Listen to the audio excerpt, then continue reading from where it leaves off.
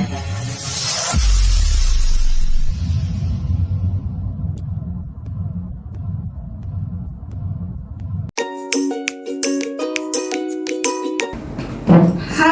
selamat pagi sobat pendengar setia. Kembali lagi bersama saya Hasna di Pesta Pora Puskesmas Serangkota Pojok Bicara. Di sini kita bersama-sama menjelajahi berbagai topik kesehatan yang menarik loh. Episode kali ini kita akan membahas mengenai kesehatan gigi dan mulut. Di sini saya nggak sendirian loh, saya ditemani oleh dokter cantik, dokter Lala. Selamat pagi dok. Selamat pagi Teh. Boleh kenalin dulu nggak nih dok? Boleh. Ya, perkenalkan teman-teman semua, aku dokter Gigi Kalista Salsabila, tapi akrab dipanggil Lala. Pagi hari ini aku sama Teh Hasna mau bahas-bahas nih Tentang kesehatan gigi dan mulut. Betul. Dokter Lala ini lulusan mana dok?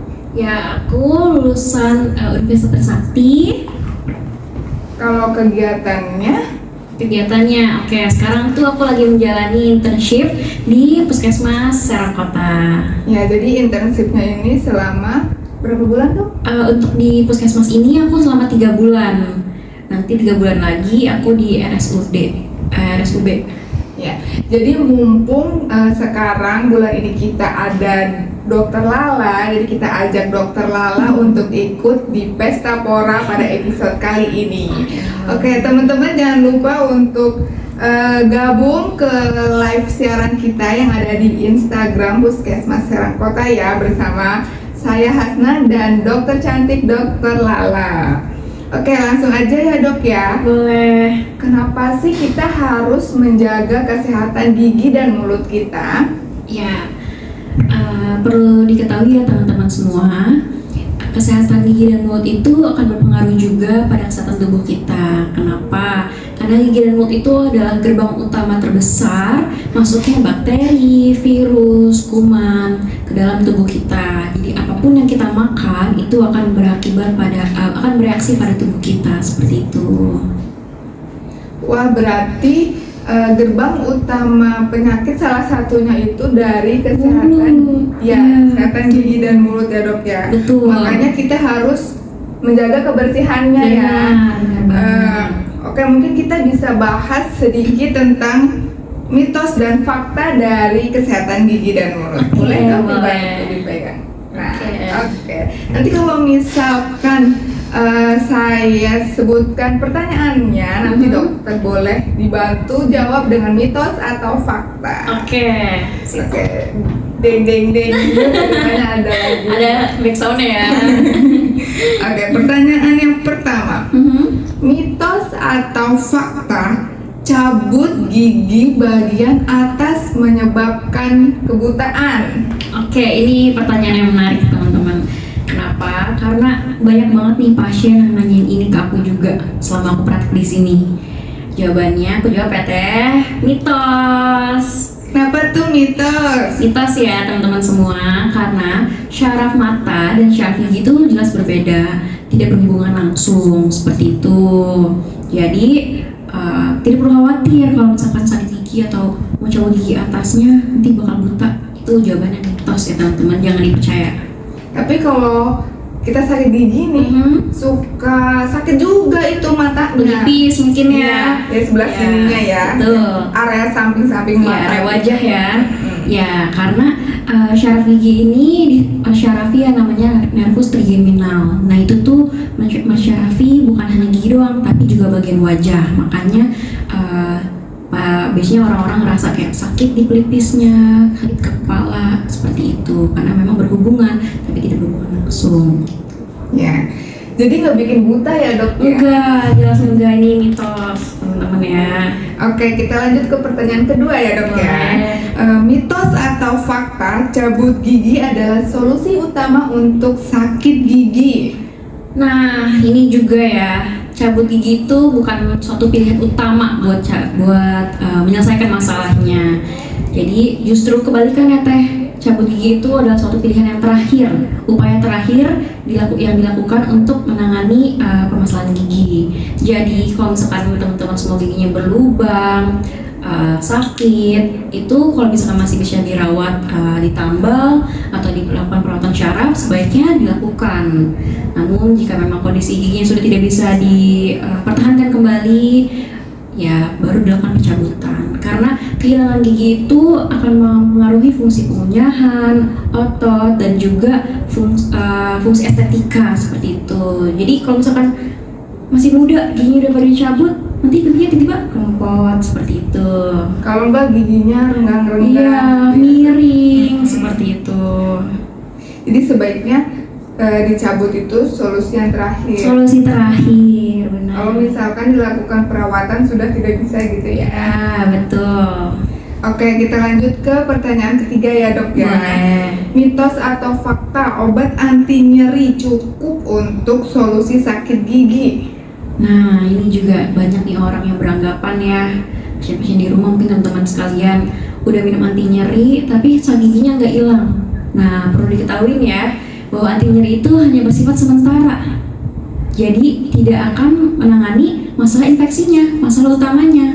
Gitu. Makanya pentingnya untuk kontrol ke dokter gigi jika mengalami sakit agar bisa ditangani lebih lanjut seperti itu. Jadi kalau sakit gigi itu jangan cuma minum obat anti nyeri aja. Iya, Dok, betul. ya? Harus datang langsung ke dokter gigi, ditanyakan, diperiksa, lakukan pemeriksaan.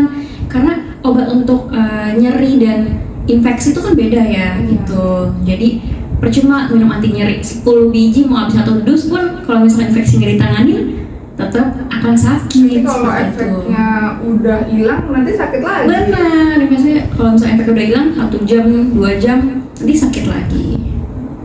Oke, kita lanjut ke pertanyaan keempat ya dok. Boleh. Sisa akar gigi dicabut dengan pembedahan gusi. Iya. Itu mitos atau fakta? Oke, ini aku jawab juga jawabannya mitos. Sebetulnya ini 50-50 kali ya, mitos atau fakta gitu ya. Karena ini memang ada beberapa kondisi sisa akar gigi itu dicabutnya dengan melalui prosedur pembedahan. Gitu. Jadi tidak semua akar gigi dicabutnya pakai prosedur pembedahan. Kenapa? Jadi contohnya ada beberapa contoh, aku kasih contoh ya Teh ya. Iya. Yang pertama mungkin dulunya giginya pernah dilakukan perawatan syaraf. Nah itu habis itu udah habis giginya, tinggal akarnya, itu baru dicabutnya melalui proses pembedahan seperti itu. Karena biasanya gigi yang udah dilakukan perawatan syaraf itu lebih keras buat dicabut. Kemudian jika memang rasio akar yang terbenam dan yang terlihat itu lebih banyak yang terbenam, itu juga bisa dilakukan dicabut dengan proses pembedahan. Dan juga memang ada yang sisa akarnya itu berada di dalam gusi yang gak kelihatan sama sekali. Nah itu juga bisa dilakukan dicabut dengan prosedur pembedahan seperti itu. Berarti nggak semua sisa akar itu harus dicabutnya dengan pembedahan? Iya betul, jadi nggak perlu khawatir, datang aja dulu ke puskesmas, ke RS untuk diperiksa gitu. Ya, oke. Jadi sebelum kita lanjut nih dok, mungkin bagi teman-teman pendengar setiap Pesta Pora yang ingin mengajukan pertanyaan, boleh langsung diajukan di kolom komentar Instagram kita, Puskesmas Serang Kota. Kita akan membuka 3 pertanyaan. Setelah sesi ini nanti akan dibacakan pertanyaan-pertanyaannya ya. Jangan lupa ya teman-teman untuk tulis di kolom komentar. Nah, kita lanjut nih dok ke pertanyaan yang kelima. Ya. Kalau sakit gigi itu bisa reda kalau kita tempelin koyo. Banyak kan tuh yang semua sini di sini semua Iya, sampai ke pelipis-pelipis ya koyonya tuh ya. Biar sakitnya tuh hilang, itu mitos atau fakta sih dok? Oke, aku jawab juga yang ini lucu juga. Mitos ya jawabannya teman-teman semua. Kenapa? Karena faktanya koyo itu bahkan akan membuat masalah baru. Kenapa coba? Karena koyo ditempel di pipi itu akan membuat kemerahan, iritasi atau rasa gatal pada wajah kita. Jadi bukannya sakitnya yang tadi bukan giginya doang nanti, tapi mukanya juga sakit, pipinya juga sakit nanti. Rambutnya kayak kecabut. Iya, betul gitu. Jadi perlu dia tahu juga panas dari koyo itu dapat memperparah keadaan bengkak pipinya. Jadi memang sebaiknya harus itu dikompres air dingin saja, teman-teman. Dikompres air dingin. Iya, dikompres air dingin. Kalau es batu, Iya boleh. Jadi dikompres es batu atau air dingin seperti itu. tapi nggak boleh langsung Iya, dialasin dulu sama kain mungkin gitu, lalu dikompres. baru dikompres. Ya. Jadi bukan pakai koyo ya teman-teman ya. Jadi jangan lagi kalau sakit gigi tanpa koyo di pipinya. Pakainya es batu ya. Es batu, air dingin seperti itu. Oke, kita lanjut ke pertanyaan nomor 6 ya dok. Ya boleh. Mitos atau fakta wajib ke dokter gigi walaupun giginya nggak sakit? Oke, aku jawab ya Teh. Ini jawabannya fakta karena harus kontrol rutin ya teman-teman semua ke dokter gigi minimal itu 6 bulan sekali Teh. 6 bulan sekali. Minimal 6 bulan sekali. Jadi jangan cuma pas sakit doang. Terus kalau misalkan kita mau kontrol nih ke puskesmas tapi nggak ada keluhannya, nanti kita laporannya gimana? Bilangnya tuh gimana gitu? Laporannya bilang aja, dok saya mau konsultasi mengenai gigi saya, apakah ada permasalahan gigi saya, seperti itu. Karena deteksi dini itu penting ya Teh gitu. Mungkin kita ngerasa kayak, oh ya gigi kita nggak kenapa-napa, tapi ternyata ada lubang kecil yang mungkin kalau dibiarkan terus-menerus akan menjadi semakin lebih besar, seperti itu. Kalau lebih dari 2 kali dalam setahun itu boleh nggak dok? Iya, memang dianjurkan 2 kali dalam setahun. Oh lebih ya, Iya. lebih itu lebih juga dianjurkan gitu. Kan aku bilang tadi minimal 6 bulan sekali seperti itu. Oke, kita lanjut ke pertanyaan nomor 7 ya dok ya. Sikat gigi dengan keras akan membuat gigi lebih bersih, mitos atau fakta? Oke, ini jawabannya mitos.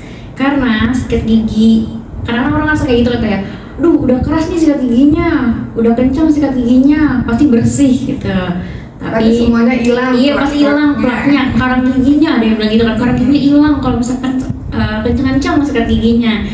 Nah teman-teman semua perlu ketahui kalau misalkan sikat gigi terlalu keras dan juga dengan kencang itu malah akan mengikis lapisan giginya, yang justru tuh akan buat giginya jadi abrasi, gusinya turun, yang pada jangka panjang itu akan membuat rasa ngilu pada gigi tersebut seperti itu. Jadi kalau sikat gigi itu harus sesuai. harus sesuai, harus betul. Boleh nggak sambil Praktikan. lihat ya Oke. teman-teman gimana sih caranya sikat gigi yang benar tapi nggak perlu keras-keras gitu. Oke. Yang pertama itu harus lihat juga pemilihan sikat giginya ya. Pemilihan sikat giginya. Pilih sikat gigi yang bulunya halus. Yang bulunya halus, ya. Kemudian sikat gigi dari bagian atas kanan dulu, radio 1, ini nomor 1 ya. 1 pelan-pelan saja, pelan-pelan tapi harus dirasa dibulat-bulat. Pelan-pelan saja, yang penting kita merasa oh semua bagian giginya sudah terkena sikat gigi seperti itu. Jadi nggak perlu yang gitu, nggak perlu. Jadi kayak pelan. Kayak iklannya apa tuh Yang mana nih? praktekin sikat gigi bulat-bulat. Oh iya ada bulat-bulat ya, aku baru tahu. Ya itu dia bulat. Jadi harus pastikan semua sela-sela gigi itu kena gitu dari gerakan sikat giginya seperti itu. Kan sikat gigi itu ada yang kotak gitu, sama ada yang ujungnya membulat. Iya. Mending yang mana tuh? Ya, ini perlu teman-teman tahu juga. Aku lebih rekomendasi buat yang ujungnya membulat. Yang ujungnya lebih kecil. Iya, membulat gitu ujungnya. Nah itu, jangan yang kotak gitu. Iya. Biasanya kalau di hotel-hotel tuh kotak ya Teh ya. Nah, Biasanya kalau emak sih belinya yang diskonan. ya harus diperhatikan juga teman-teman buat pemilihan bulu sikatnya ya. Harus yang lembut dan ujungnya itu membulat. Oke, jadi gimana sih dok cara kita mencegah permasalahan-permasalahan yang akan timbul dari kesehatan gigi dan mulut itu sendiri? Oke, Sebetulnya caranya sendiri itu yang paling penting adalah sikat gigi minimal 2 kali sehari. Nah, 2 kali sehari ini waktunya perlu diperhatikan ya Teh ya, waktunya. Jadi ketika bangun pagi, ketika habislah sarapan, bukan ketika bangun langsung sikat gigi. Nah, biasanya habis mandi kita Sikat gigi, baru makan. Itu baru makan. Nah, itu salah. Jadi harusnya makan dulu sarapan, baru setelah itu sikat gigi. Dan waktunya itu malam, itu sebelum tidur. Berarti pagi setelah makan dan malam sebelum tidur. Betul. Kemudian bisa juga dilakukan perawatan, kita pakai benang gigi atau dental floss. Itu bisa ya buat sela-sela giginya dibersihkan. Kemudian ini juga yang paling penting Teh, mengganti sikat giginya 3 bulan sekali. 3 bulan sekali. 3 bulan sekali. Jangan sampai nunggu bulu sikatnya udah rontok dulu gitu, jangan. Jadi 3 bulan sekali ya teman-teman gantinya. Kalau 3 bulan masih apa namanya, masih bagus sikat giginya, itu harus diganti juga nggak sih dok? Tetap kalau waktunya jangkanya sudah 3 bulan, ya tetap harus diganti seperti itu. Karena kuman juga bisa nempel ya di sela-sela sikat gigi gitu. Jadi lebih baik kita melakukan pencegahan. Jadi biar sikat giginya pun ngerasa bersih gitu loh, bukan yang kuman yang tertinggal, tapi benar sikat gigi seperti itu. Kalau misalkan kita sikat gigi nih habis makan pagi kan sikat gigi, habis makan siang kita pengen sikat gigi lagi, habis makan sore sikat gigi lagi. Nah kalau sikat gigi terlalu sering seperti itu boleh atau enggak sih dok?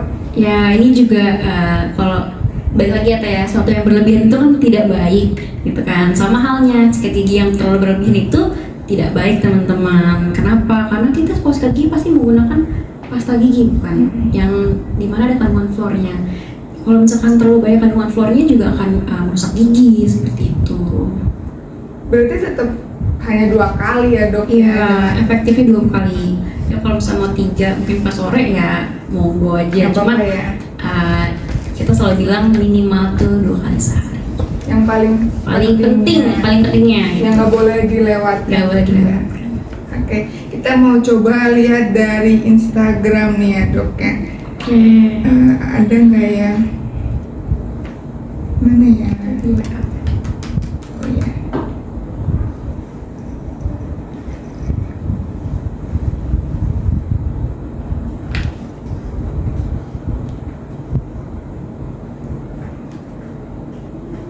Boleh teman-teman yang mau menanyakan boleh dikirim lagi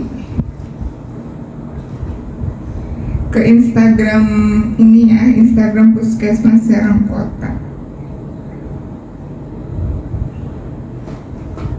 Oke, ada pertanyaan nih dari @Aditya WRDI. Aduh susah banget nih namanya. Aditya WRDI. Dok, izin bertanya nih dok, kalau gigi yang ditambal memang tidak boleh makan makanan yang keras. Kalau giginya udah ditambal nih, boleh nggak sih dok makan makanan yang keras gitu? Oke. Ya ini aku jawab ya Teh ya. Jadi kalau gigi yang baru ditambal itu sebaiknya jangan dulu makan makanan yang keras atau lengket selama 1 hari. Kenapa? Agar biar dari hasil tambalan itu adaptasinya sama gigi kan perlu waktu ya, gitu loh. Dan perlu teman-teman ingat juga tambalan itu nggak sekuat gigi asli. Jadi tetap harus menjaga atau mengurangi makan makanan yang keras seperti itu. Atau bisa juga disiasati kalau misalkan mau makan yang keras, dikunyahnya dari sisi yang memang tidak ditambal seperti itu. Jadi kalau misalkan hanya boleh atau enggak makan makanan yang keras, boleh-boleh saja. Tapi memang resiko untuk tambalannya lepas itu lebih tinggi gitu. Kalau kita makannya yang Keras-keras terus gitu. Jadi memang harus dikurangin makan makanan yang keras gitu. kalau habis ditambal itu ada jeda waktunya nggak sih dok? Dari kita setelah ditambal sampai kita boleh makan lagi atau boleh minum lagi gitu? Ya ada ya, sekitar 30 sampai 60 menit jeda waktunya boleh makan atau minum gitu. Tapi selama 1 hari itu nggak boleh makan makanan yang lengket, keras seperti itu. Jadi nggak boleh langsung Nggak boleh. Ditambal langsung Nggak boleh. Jadi kan karena tambalan ini kan perlu adaptasi kan sama giginya gitu. Terus ada lagi nih dok, pertanyaan dari @Dava RMli. Dava RMli. Aduh. Kalau misalkan salah penyebutan mohon dimaafkan ya teman-teman. Jadi dok, perawatan gigi untuk anak-anak itu harusnya mulai dari umur berapa ya dok? Dan tipsnya bagaimana kalau anak-anak ngeyel saat disuruh merawat gigi? Kan suka kabur tuh dok, suka banyak alasannya kalau disuruh datang ke dokter gigi anak-anak kan terutama. Nah itu gimana sih tipsnya dok? Untuk perawatan giginya harus mulai dari umur berapa? Isi anak tumbuh itu kan udah 3 tahun udah tumbuh gigi ya tuh ya. Nah 3 tahun, 4 tahun. Nah dari situ boleh mulai di kontrol ke dokter gigi, rutin ke dokter gigi untuk diperiksa giginya, kita dilihat apakah ada masalah mungkin. Karena kan biasanya kalau anak kecil tuh kan minum susu ya, pakai dot gitu kan, pakai dot kalau nggak masih menyusui oleh ibunya. Itu biasanya tuh rawan sekali terjadinya karies atau gigi berlubang seperti itu. Jadi dari usia 3 tahun, 4 tahun tuh udah boleh dilatih ke dokter gigi biar nggak takut juga anaknya gitu. Nah tipsnya dong biar biar nggak ngeyel gitu, dia udah mau gitu ya dokter gigi. Yang pasti jangan ditakut-takutin sama ibunya. Biasanya kan gitu kan ya. Nanti kalau nggak masuk ke dokter gigi disuntik. Nah biasanya biasanya ibu-ibu kayak gitu kan. Nanti disuntik loh. Ayo sikat gigi gitu, dipaksa kayak gitu. Jadi gambaran dari anaknya sendiri tuh udah ngerasa takut banget kalau ke dokter gigi nanti disuntik gitu. Nanti aku bakal disakitin kalau ke dokter gigi. Nah, boleh teman-teman atau ibu-ibu di rumah yang punya adiknya atau punya anak, jangan digituin. Tipsnya yang pertama nih, jangan digituin anaknya. Jangan takut-takutin anak-anaknya gitu. Jadi tetap pembawaannya tetap kayak iya kita ke dokter gigi, ayo nanti kita lihat saja giginya gitu. Jadi diberikan pengertian bahwa kalau ke dokter gigi itu bukan cuma pas sakit doang, tapi ya untuk lihat kesehatannya. Jadi diajarin sadar akan kesehatan diri sendiri dari sedini mungkin gitu. Kalau bayi itu kan belum ada giginya ya dok? Iya belum. Tapi katanya itu tetap harus Sikat dibersihin kan? katanya iya. Itu bener dok. Gusinya mungkin atau lidahnya mungkin biasanya teh, karena kan lidahnya tuh kadang-kadang suka putih-putih, biasanya kan bekas susu. Nah itu yang harus dibersihkan seperti itu. Berarti dari bayi tetap udah harus menjaga Iya sama mulutnya gitu. Belum ada giginya, lidahnya. Karena sikat gigi juga teman-teman bukan cuma gigi doang loh yang disikat, tapi lidah juga harus disikat gitu. Oke, ada satu pertanyaan lagi nih dok. Iya boleh. Kalau pasang kawat gigi di tukang gigi itu benar bisa merapikan atau hanya aksesoris aja? Bahaya nggak itu dok? Kalau kita pasangnya itu di tukang gigi katanya dok. Oke, ini menarik ya teman-teman. Ini menarik banget karena jelas ini pertanyaan berbeda ya. Jelas tukang gigi dan dokter gigi apa yang dipelajarin juga beda ya, gitu. Kalau misalkan ke tukang gigi mau dibehel, kita aja sebagai dokter gigi umum aja belum tentu bisa menangani semua kasus behel. Gimana tukang gigi yang mungkin belum belajar mengenai behel ya gitu loh sama sekali gitu. Jadi jelas bahaya ya teman-teman. Sudah banyak banget ya korban-korbannya mengenai tukang gigi ini. Mungkin ya oke, kawatnya bisa kepasang, tapi progresnya apakah giginya akan rapi? Kan belum tentu juga. Malah banyak banget yang ternyata ketika udah pasang kawat gigi di tukang gigi itu giginya maju ke depan. Serem ya dok. Serem. Bahkan banyak ketika kawatnya dilepas, gigi malah ikutan lepas. Malah bukannya kita mau ngerapihin gigi, Malah jadi rusak gigi gitu. Jadi memang teman-teman semua harus sadar akan ke dokter gigi sama tukang gigi itu berbeda. Jadi memang harus ke dokter gigi ya, Teh ya. Mau bagaimanapun juga kontrol rutin ke dokter gigi. Itulah apalagi buat penanganan yang behel merapikan gigi gitu. Ada dokter gigi itu namanya spesialis orto. Nah, bisa teman-teman datang ke dokter gigi spesialis orto buat dilakukan behel seperti itu. Jadi jangan datang ke dokter gigi. Datang ke tukang gigi gitu. Iya, jadi teman-teman lebih dianjurkannya kalau misalkan mau pasang behel, mau konsultasi tentang gigi dan mulut itu ke dokter gigi. Ya, satu lagi boleh ya dok ya? Boleh. Aduh, banyak banget yang nanya, kayaknya pada antusias banget ya tentang kesehatan gigi dan mulut. Oke, pertanyaan keempat dari Tudis 2DYRTSH, apa sih banget bacanya ya. Kurang lebih kayak gitu ya teman-teman ya. Dok, kalau pakai behel apa bisa merubah struktur wajah? Bisa Wajah jadi tirus gitu. iya, kalau enggak lebih gimana Gimana? gitu? Bisa merubah struktur wajah enggak gitu? Ya jelas ini ada kaitannya ya gitu loh, karena gigi maju aja bisa mempengaruhi struktur wajah kita gitu loh. Jadi ini masalah estetika. Kalau misalkan nanyanya bisa berubah apa enggak, jelas memang bisa gitu, tapi enggak yang bisa berubah banget ya gitu, tiba-tiba misalkan tadinya cabi banget itu jadi kurus atau tirus banget gitu pakai behel, enggak seperti itu. Jadi jawabannya ya memang bisa gitu Ya, jadi semua teman-teman udah dijawab ya pertanyaannya. Kalau misalkan kurang jelas, nanti boleh langsung aja datang ke Puskesmas Serang Kota buat konsultasi dengan Dokter Lala dan dokter gigi lainnya. Oke? Boleh. Kayaknya udah cukup lama nih ya dok ya kita menemani semua teman-teman pendengar setia Pesta Pora kali ini ya. Makasih banyak ya dok ya atas waktunya, pengalamannya, pengetahuannya. Grogi gak sih dok? Grogi ini pertama kali aku podcast. Ya, tapi udah cukup bagus kok, orang yang nanya juga banyak, jadi semua pada antusias gitu ya dok ya. Makasih ya dok ya. Ya, makasih teman-teman juga. Ya, kepada pendengar setia Pesta Pora, jangan lupa untuk selalu menjaga kebersihan gigi dan mulut kita. Gigi dan mulut mulai dari diri kita dan orang-orang di sekitar kita. Dan jangan lupa untuk subscribe, like, dan komen YouTube channel kita PKM Serkot dan Instagram kita Puskesmas Serang Kota. Sampai jumpa untuk ketemu lagi di episode selanjutnya. See you, bye-bye. Makasih banyak.